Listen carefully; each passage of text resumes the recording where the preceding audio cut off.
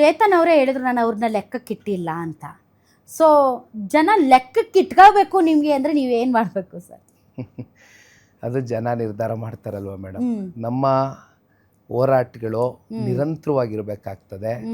ಯಾವುದೋ ಒಂದು ಉದ್ದೇಶಕ್ಕೋಸ್ಕರ ನಾವು ಹೋರಾಟ ಮಾಡ್ತೀವಿ ಅಥವಾ ಆ ಹೋರಾಟಕ್ಕೆ ನಮಗೆ ತತ್ಕ್ಷಣ ಅದು ಪ್ರತಿಫಲ ಕೊಡದೆ ಹೋಗ್ಬೋದು.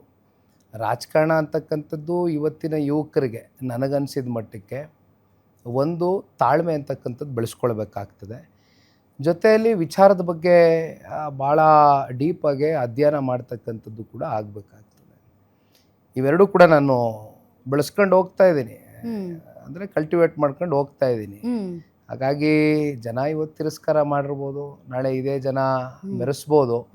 ಆದರೆ ಜನ ನಮ್ಗೆ ಅವಕಾಶ ಕೊಟ್ಟಾಗ ಇವತ್ತು ನಾವೇನು ಸೋತಿದ್ದೀವಿ ಅಂತ ನಾನು ಕುಗ್ತಕ್ಕಂಥ ಪ್ರಶ್ನೆ ಇಲ್ಲ, ಗೆದ್ದಾಗ ಇಕ್ತಕ್ಕಂಥ ಪ್ರಶ್ನೆ ಇಲ್ಲ. ಒಂದೇ ರೀತಿ ಇರ್ತಾನೆ ನಿಖಿಲ್ ಕುಮಾರಸ್ವಾಮಿ, ಅದರಲ್ಲಿ ಭಾಳ ಸ್ಪಷ್ಟ.